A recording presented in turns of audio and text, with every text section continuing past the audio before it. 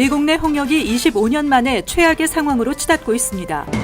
뉴저지주가 오는 8월 1일부터 말기 환자에게 안락사를 허용합니다. 7개월 동안 동결됐던 취업이민 영주권 신청 1순위에 접수 가능 우선 일자가 진전됐습니다. 추첨이 만료된 2019-2020 회계년도 H-1B 사전 접수 학사 쿼터에서 3명 중 1명이 탈락할 것으로 보입니다. 트럼프 대통령이 불법 이민자들을 피난처 도시로 이송하는 방안을 적극적으로 고려하고 있습니다. 이상은 이 시각 주요 뉴스입니다. 시청자 여러분 안녕하십니까? KBN 뉴스입니다. 홍역 확산 사태가 진정될 기미를 보이지 않고 있습니다. 가장 많은 환자가 발생한 브루클린 지역에 강제 백신 접종 명령까지 내려졌지만 지난주에만 90여 명이 새롭게 확진 판정을 받았습니다. 25년 만에 최악의 상황으로 치닫고 있습니다. 질병통제예방센터 CDC에 따르면 올해 들어 지난 11일까지 전체 20개 주에 걸쳐 총 555명의 홍역 환자가 발생한 것으로 집계됐습니다. 동부의 뉴욕, 뉴저지, 뉴햄프셔, 커네티컷, 매사추세츠, 메릴랜드, 서부의 캘리포니아, 워싱턴, 오리건, 남부의 플로리다, 조지아, 텍사스까지 미국 전역을 아우르고 있습니다. 이 가운데 지난주 확진 판정을 받은 환자만 90여 명, 보건당국의 차단 노력에도 불구하고 홍역 확산이 가속되고 있다는 의미입니다. 미국에서 발병한 홍역 환자는 지난 1994년 963명에 달했지만 이후로 급격하게 줄면서 2000년에는 공식적으로 소멸한 것으로 여겨졌습니다. 이번 홍역 사태는 이른바 초정통파 유대교 구역에 집중돼 있습니다.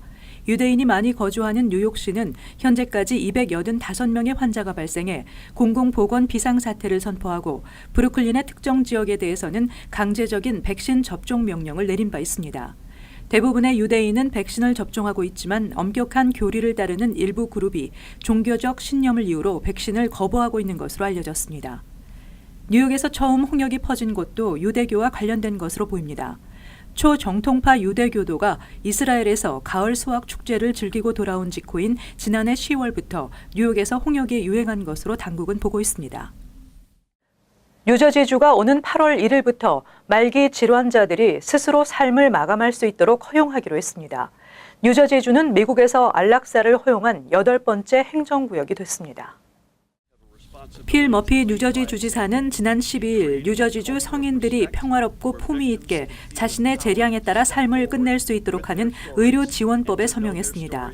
이 의료지원법은 생존 확률이 거의 없는 성인 환자에 한해 의료진의 도움을 받아 약물을 투여해 스스로 삶을 마감할 수 있도록 허용하는 것을 골자로 하고 있습니다. 적용 대상은 성인병을 앓고 있는 성인으로 환자 자신이 건강을 관리할 능력이 있어야 하고 자녀 수명이 6개월 미만이라는 의사의 진단서를 반드시 제출해야 합니다. 단 환자들이 안락사 요청을 했더라도 그 요청을 철회할 기회를 줘야 한다고도 명시하고 있습니다.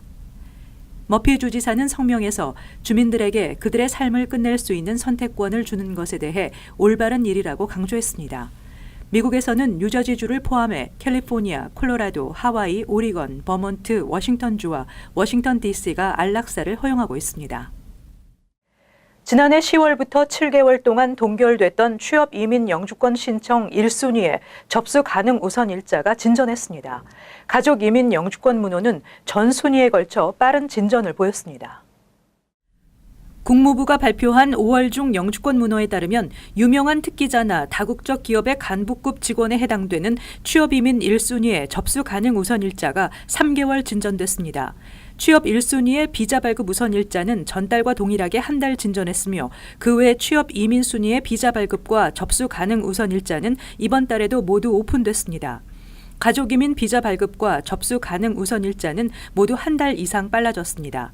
특히 지난달 2달 한 주로 큰 폭의 진전을 보인 시민권자의 성인 미혼자녀 가족 이민 1순위의 접수 가능 우선 일자는 이달에도 역시 한 달 3주 진전했고 영주권자의 성인 미혼자녀 2비순위 비자 발급 우선 일자도 3달 한 주, 시민권자 기혼자녀 3순위의 비자 발급 우선 일자도 한 달 2주 진전하는 호조를 보였습니다.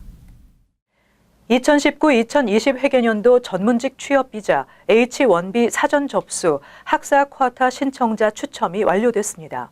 경쟁률이 지난해보다 다소 높았으며 3명 중 1명이 탈락할 것으로 보입니다. 2019-2020 회계연도에 할당된 학사용 6만 5천 개와 석사용 2만 개의 H1B 쿼타에 대한 총 20만 1,011개의 신청서에 무작위 추첨을 실시해 당첨자를 선별했다고 이민서비스국이 밝혔습니다. 전체 8만 5천 개 쿼타에서 추첨을 통해 11만 6,011명이 탈락하게 됐습니다. 지난해에는 19만 98개가 접수돼 학사용 쿼타 경쟁률은 2.92대 1에서 올해 3.09대 1로 더 높아진 것입니다. 이민서비스국은 올해부터 메릿 베이스 규정을 적용해 H1B 쿼타를 추첨할 때 1차로 석사와 학사 지원자들을 대상으로 학사용 쿼타분을 먼저 추첨한 후 2차에서 1차 탈락 석사 이상 지원자들을 포함해 석사용 쿼타 2만 개를 추첨했습니다. 이민서비스국은 곧 당첨자들에게 접수증을 발급하며 낙첨자들에게는 신청했던 서류와 신청 수수료를 반환하게 됩니다. 한편 미국 정책재단은 최근 이민서비스국의 H1B 고용주 데이터 허브 자료를 분석한 결과 최근 5년 동안 신규 신청의 거부율이 급격히 증가했다고 밝혔습니다. 통계에 따르면 2014-2015 회계년도 거부율은 6%였지만 이후 계속 증가해 2018-2019 회계년도에는 32%가 거부됐습니다. 이민 전문 변호사와 관계자들은 이민서비스국이 H1B 신청 시 자격을 증명하는 서류에 규정 변경 공지 없이 통과 기준을 높였기 때문으로 분석하고 있습니다.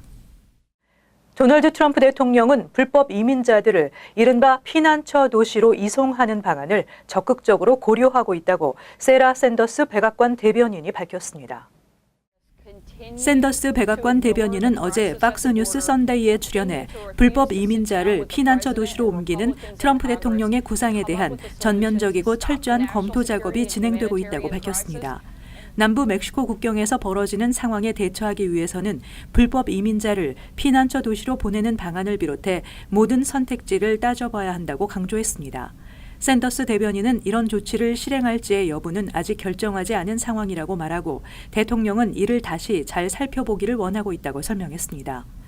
앞서 트럼프 대통령은 이민법이 민주당 때문에 엉망이 됐다고 비난하면서 불법 이민자를 모두 피난처 도시에 묶어두겠다고 경고했고 13일에는 트위터를 통해 미국이 불법 이민자를 피난처 도시로 보낼 수 있는 포괄적인 권한을 갖고 있다고 주장하기도 했습니다.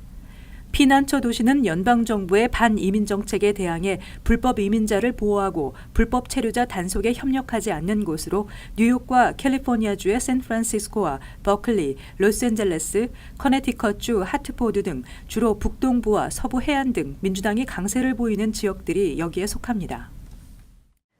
이민법 위반과 각종 범죄 전력 등으로 매년 1,000여 명 이상의 한인이 미국 정부로부터 입국 금지 조치를 당한 것으로 나타났습니다.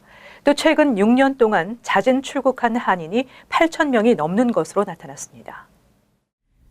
이민서비스국과 국토안보부가 발표한 자료에 따르면 지난 회계년도에 입국 금지 조치를 당한 한인은 총 1,386명으로 입국 금지 조치를 당한 아시안 중 약 4%를 차지하는 것으로 나타났습니다. 2014년부터 매년 1,500여 명의 한인이 미국으로의 입국을 원천적으로 금지당했습니다. 반면 미국 내 한인을 대상으로 한 체포, 추방 등은 감소세를 보였습니다. 지난해 추방 단속팀은 총 182명의 한인을 체포했는데 이는 2014년에서 2015년 349명을 기록한 이후 계속 감소해온 것입니다. 지난해 미국에서 이민 재판 등을 통해 추방 명령을 받은 한인은 168명이었으며 이 중 범죄로 인한 추방은 80명, 이민 단속 등에 의한 비범죄 추방은 88명이었습니다. 미국 공항에서 입국 거부 조치를 받았거나 추방 재판이 시작되기 전 자진 출국으로 미국을 떠난 한인은 지난해 916명이었습니다.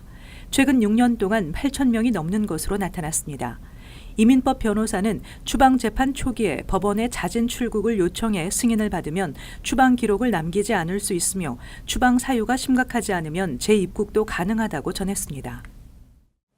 뉴저지 아동 자폐율이 지난 25년 사이 3배가 증가했으며 특히 4살 아동의 자폐율은 전국에서 가장 높은 것으로 조사됐습니다. 연방질병통제예방센터 CDC에 따르면 지난 2014년 기준 뉴저지 4세 아동 35명 중 1명꼴로 자폐 판정을 받은 것으로 나타났습니다. 이는 전국 4세 아동 평균인 59명 중 1명꼴보다 크게 높은 수치로 지난 2010년에 비해 2014년 4세 유아 자폐율은 43%나 치솟았습니다. 러커스대 연구에 따르면 지난 2010년 4세 아동 자폐율은 1000명 중 19명꼴이었지만 2014년 1000명 중 28명꼴로 크게 높아졌다며 이 같은 증가율은 무시할 수 없는 수준으로 각 학군은 자폐 학생들을 위한 교육에 더 많은 투자와 지원을 해야 한다고 지적했습니다. 연구진들은 뉴저지에서 자폐율이 크게 높아진 요인을 구체적으로 제시하지는 못했으며 다만 유전적인 요인이나 조기 출산, 임신 중 질병, 부모가 30세가 넘어 출산하는 등 태아 때부터 어떠한 원인이 작용했을 수 있다고 밝혔습니다. 전문가들은 자폐증에 영향을 미칠 수 있는 환경적 위험과 비유전적인 유발 요인에 대한 연구가 절실할 것으로 보고 있습니다. 뉴욕주가 오피오이드계 진통제인 옥시콘틴의 제조사 펄듀 파마사를 상대로 소송을 제기했습니다. 펄듀 파마사는 마약성 진통제의 위험성을 제대로 알리지 않고 홍보해왔다는 혐의를 받고 있습니다. 레티샤 제임스 뉴욕주 검찰총장은 펄듀 파마 제약사가 지난 2006년부터 2017년까지 10여 년 동안 마케팅 목적으로 뉴욕주 의사들과 약사들을 방문한 횟수가 50만여 건에 이른다며 펄듀 파마사를 상대로 뉴욕주 법원에 소장을 접수했습니다. 특히 뉴욕주 업스테이트 소재 허키머 카운티의 의사와 약사들을 상대로 활발한 홍보 활동을 했던 것으로 알려졌습니다. 뉴욕주 자료에 따르면 2017년 허키머 카운티에서 발생한 오피오이드 관련 응급실 방문 건수는 뉴욕시보다 무려 3배가 높았습니다. 제임스 검찰총장은 펄듀 파마 제약사가 지난 1999년부터 옥시콘틴의 마약 성분에 대한 중독 위험성에 대해 알고 있었지만 시장 점유율 확대와 이윤을 얻기 위해 마약성 진통제의 위험성을 제대로 알리지 않았다고 밝혔습니다. 한편 펄듀 파마 제약사는 주 검찰의 소송 내용이 사실과 다르거나 과장된 것이 많다며 펄듀 파마에 대한 정부의 마녀 사냥이라고 혐의를 부인했습니다. 연방질병통제예방센터 CDC에 따르면 지난 1999년부터 2015년 사이 오피오이드계 진통제를 과용해 사망한 사람은 18만 3천 명에 달했습니다. 펄듀 파마는 뉴욕주뿐 아니라 전국의 주와 시정부로부터 같은 문제로 소송을 당해 현재 파산 보호 신청을 검토 중인 것으로 알려졌습니다.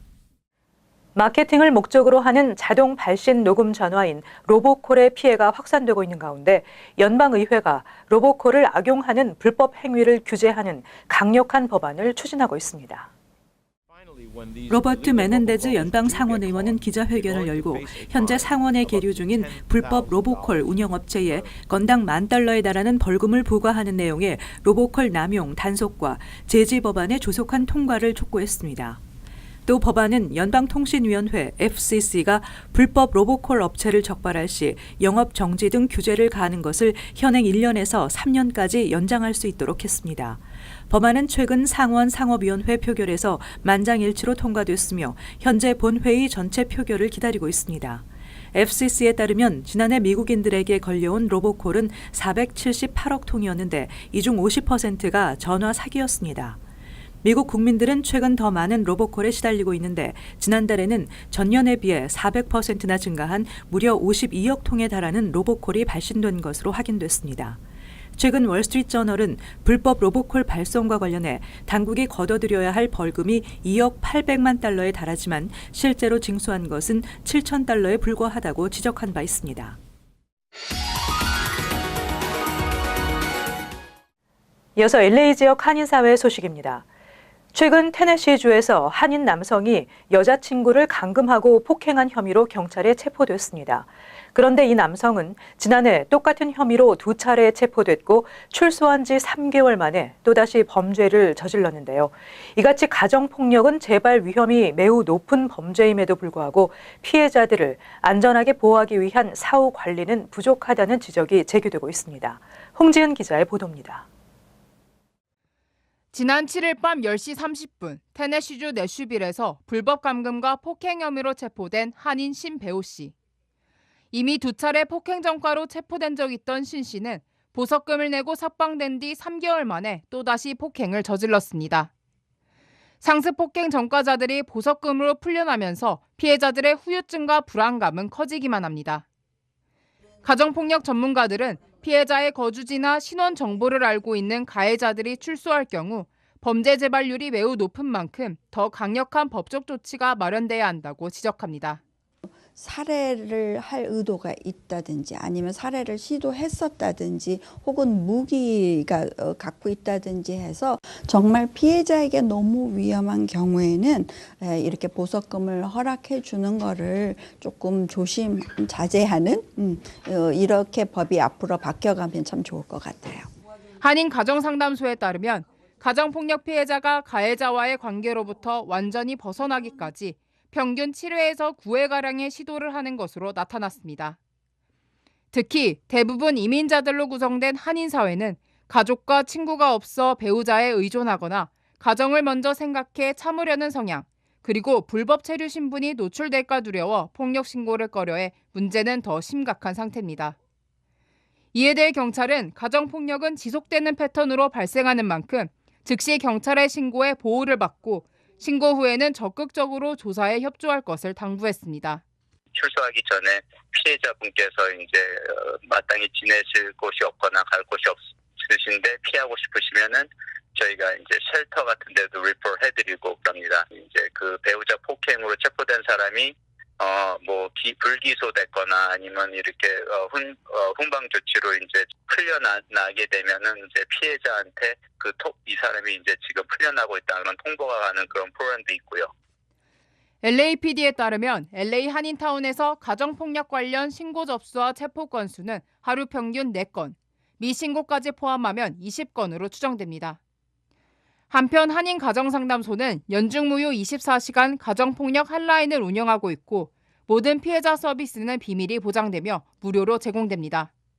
MBC 뉴스 홍지은입니다. 다수의 아기 사망 사고를 유발한 피셔프라이스 브랜드의 유아용 흔들 침대가 결국 리콜 조치됐습니다.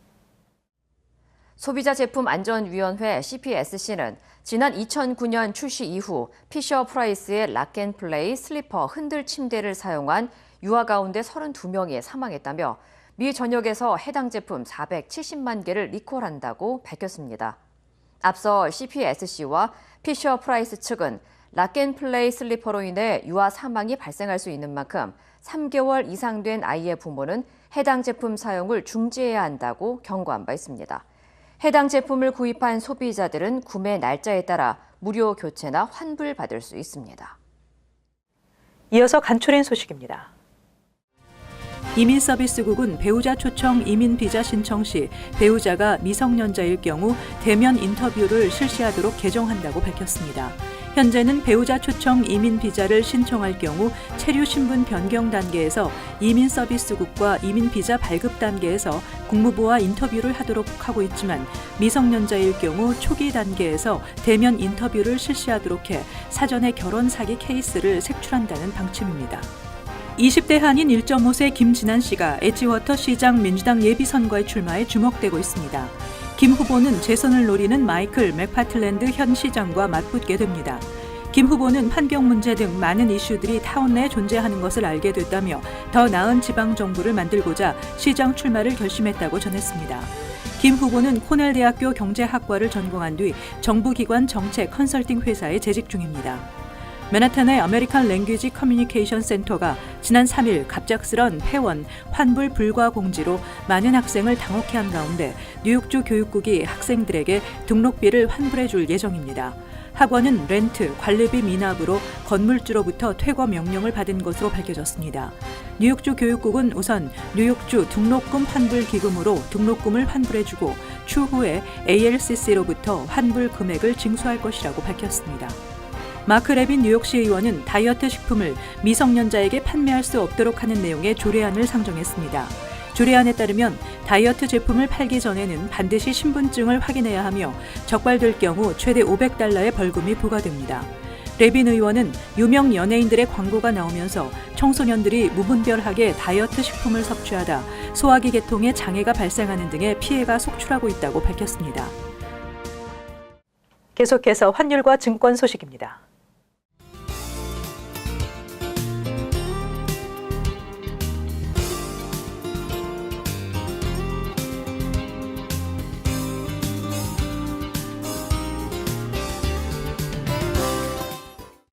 끝으로 날씨 전해드립니다. 화요일 가끔 흐리겠습니다. 낮 최고 기온은 62도, 섭씨 영상 17도, 밤 최저 기온은 46도, 섭씨 영상 8도 예상됩니다. 수요일 역시 가끔 흐리겠습니다. 목요일 흐리고 비가 예상됩니다. 이상으로 KBN 뉴스를 마칩니다. 시청해주신 여러분 고맙습니다.